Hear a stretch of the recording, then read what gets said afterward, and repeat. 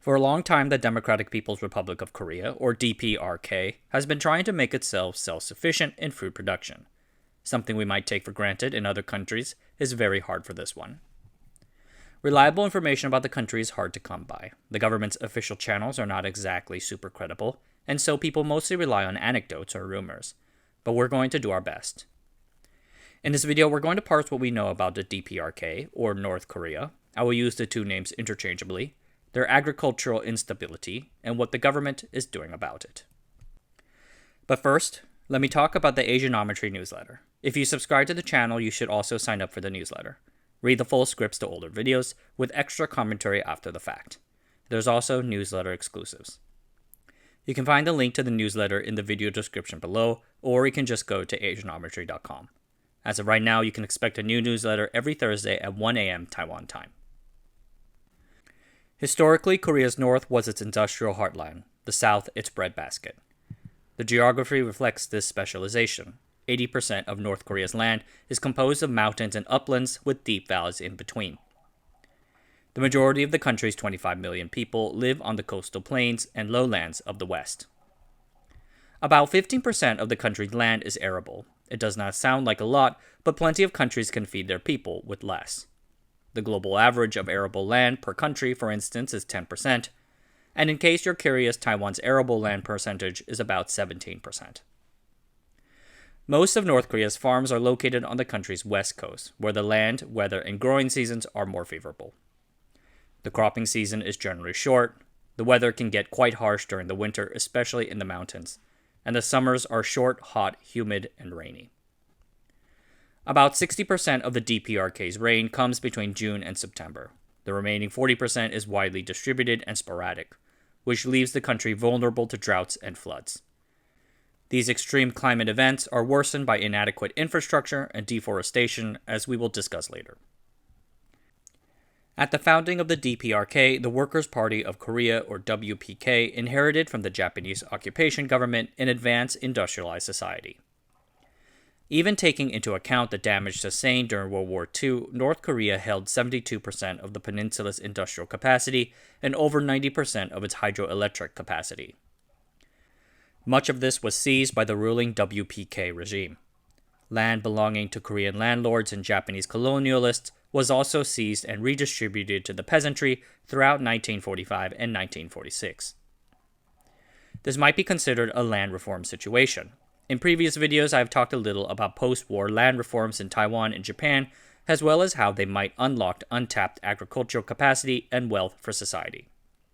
This perhaps could have happened in the DPRK as well. But then the Korean War happened. The 3-year conflict ravaged the peninsula, caused immense population upheaval, and annihilated its industrial infrastructure. We will never know the true extent of the damage, but it was probably pretty bad. After the fighting stopped, the DPRK looked to its two major communist neighbors, China and the Soviet Union, for aid and guidance on the rebuild. Sino-Soviet relations at the time were rapidly deteriorating, and the North Koreans leveraged the situation to extract the maximum possible concessions from the two. I have done a few videos about this in previous times. This created a DPRK with selected influences from both giants. Domestically, the DPRK patterned its economy after the Soviet Union. They created an orthodox, centrally planned economy with the goal of suppressing markets. The state owned every business and provided every job. The state then seized all the land and established two types of farms, cooperatives and state farms. Farmers can only work on these two, not on their own private plots. The state owned all the food grown on those lands and confiscated for distribution. Eternal leader Kim Il-sung pushed for this collectivization to make the DPRK self-reliant in food production.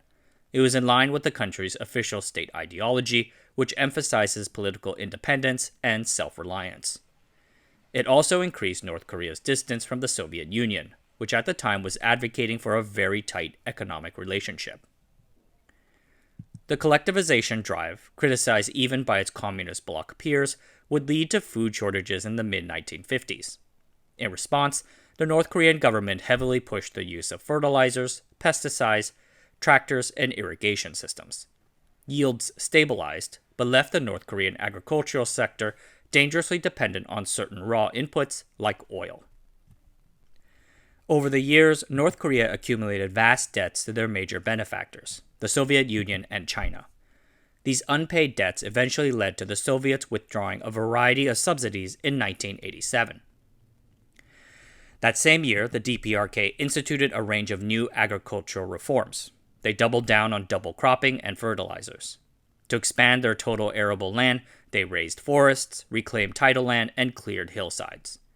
It seems the intention was to compensate for the loss of Soviet aid. But such intense practices led to soil depletion and acidification, and the new land they cleared and reclaimed was, at best, marginal. Thus, food shortage still fell short of what was needed. The collapse of the Soviet Union caused the North Koreans to lose their main source of coal, oil, and steel. The Soviets had provided as much as two-thirds of their two-way trade. The loss of oil in particular affected their ability to produce fertilizers and run irrigation infrastructure. The DPRK turned to China to compensate. By 1993, the Chinese nation provided North Korea with 77% of its fuel and 68% of its food. But in 1994, China began experiencing grain issues of its own. They soon became disillusioned with its North Korea relations and cut back on this trade. In response, the North Koreans called the Chinese, quote-unquote, traitors to the socialist cause. That same year, North Korean radio broadcasts began admitting the existence of hunger while simultaneously denying its seriousness.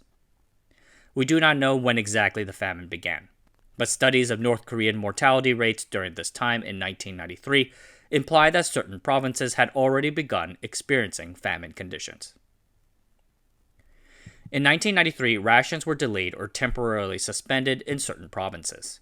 Then, in 1994, the government started triage, entirely ending food shipments to 4 provinces. A year later, in 1995, they began coercive seizures of grain from the farms and established prison camps for those caught foraging for food. Refugees from certain hard-hit provinces began pouring into China, leading to horrific media reports.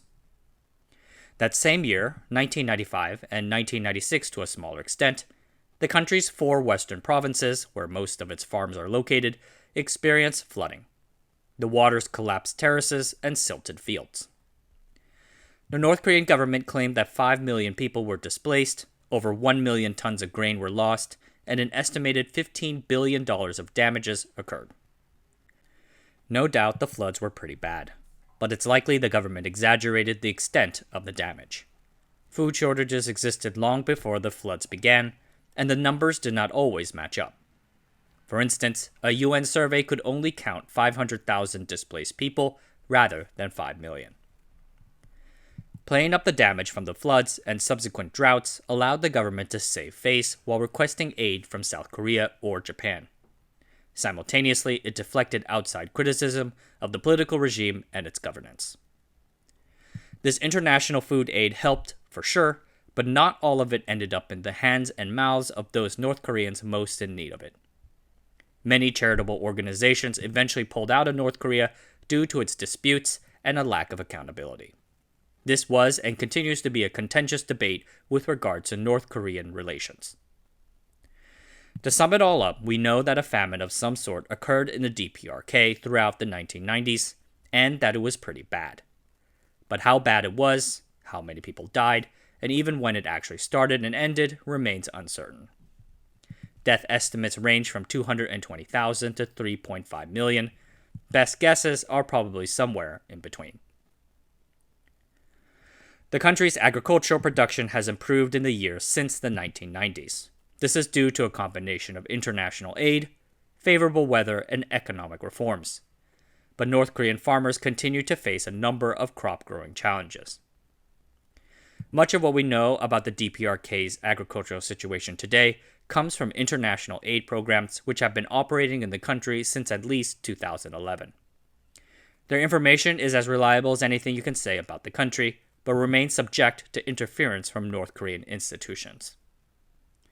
After the famine, the government finally allowed households to own and cultivate their own private plots.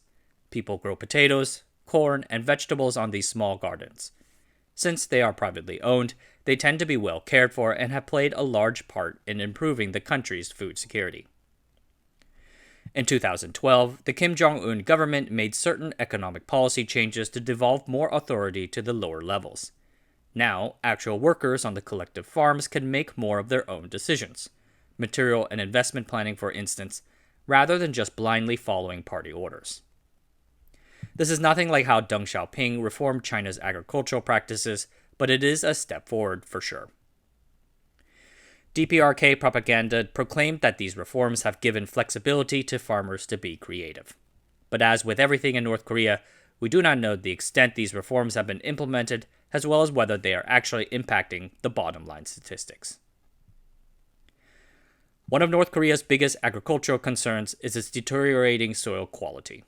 Generally, modern conservation agriculture advocates for diversified crop rotations, permanent organic soil cover, and minimum soil disturbance.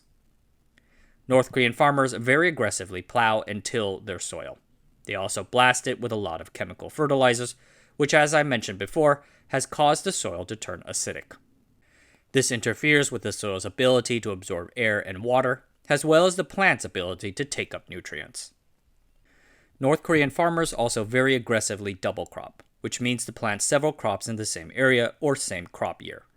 For instance, a double crop of potatoes, a big crop in the spring and then another in the winter. Barley is a primary spring crop, but it is also grown throughout the winter in smaller quantities. Such aggressive double cropping year after year has deteriorated the land's capacity to cultivate food. North Korea's soils have a reddish hue due to a lack of organic matter. In 2011, the average yields of paddy rice was 3.9 tons per hectare, way down from the 8.0 of the 1980s. In order to preserve the soil quality, farmers should probably rotate in a few legumes from time to time. Cultivating legumes can improve several aspects of soil fertility. They increase the amount of soil nitrogen, soil water retention, and more. Wheat yields are higher when following a batch of legume harvests than wheat. However, North Korean farmers are reluctant to implement these legume-based cropping schemes due to fear of not being able to meet wheat production goals set by the government. I don't blame them.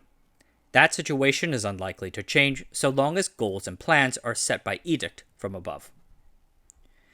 The DPRK's farmers have long lacked adequate farming technology like tractors suited for the country's smaller and irregularly shaped fields. Just as often, they are unable to run or maintain that technology due to shortages of energy or parts. This prevents farmers from maximizing their efforts. Donations help, but a big reason for this situation has to do with the country's inability to raise funds to purchase these items.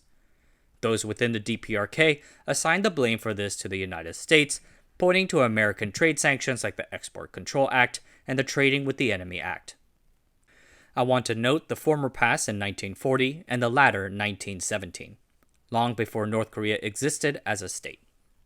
And North Korea was removed from Trading with the Enemy Act restrictions in 2008.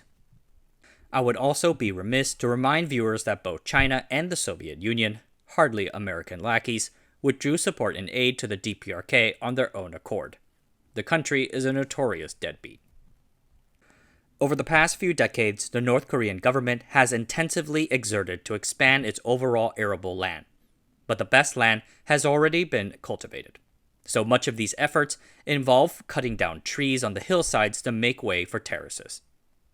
During the Great Famine, the government allowed lands with slopes above 15% to be cultivated. The soils on these lands are pretty poor quality. Despite this, satellite imagery shows that 1 million hectares of land on slopes above 10 degrees have been cleared to grow cereals. As I mentioned, much of the country is mountainous. The area's weather is also prone to unpredictable periods of rainfall. Without trees to hold down the soil, big rainstorms can very easily wash it down and create rivers of silt. Not only do these damage the soil's growing capacity, they make floods more dangerous to people and property. Floods have been noticeably more destructive since the 1980s, when these deforestation efforts began. And they also affect the population's ability to generate energy to sustain themselves. 77% of the rural population and 28% of the urban population rely on wood for cooking.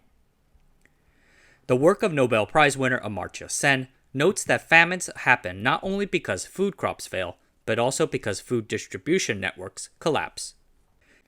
During the DPRK central planning era, the state collected all the farm's harvests and distributed them to the population. Every household received food rations.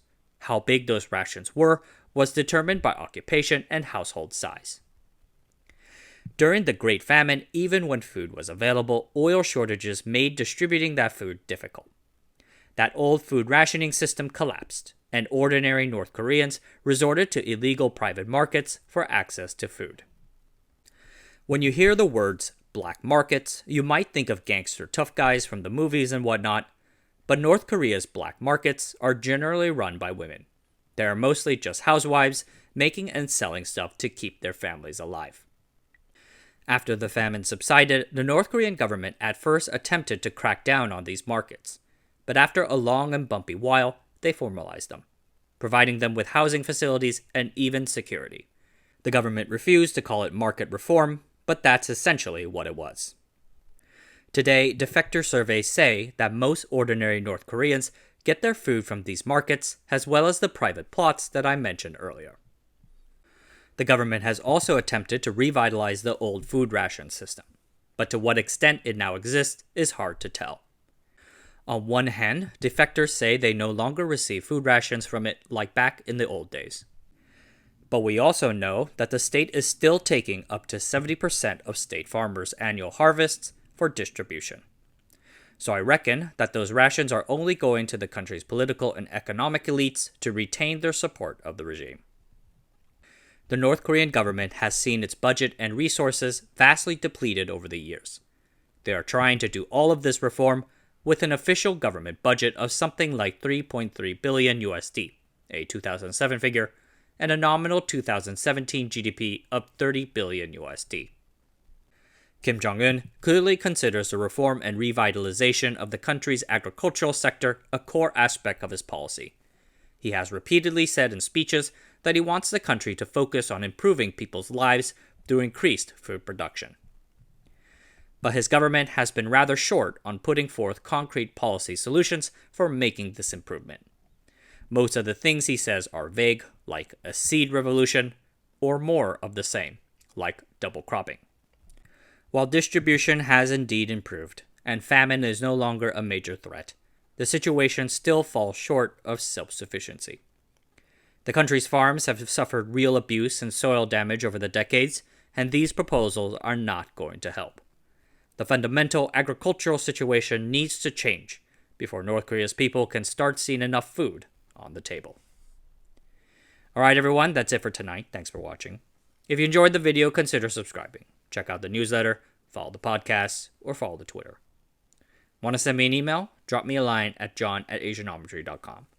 I love reading your emails. Introduce yourself, suggest a topic, or more. Until next time, I'll see you guys later.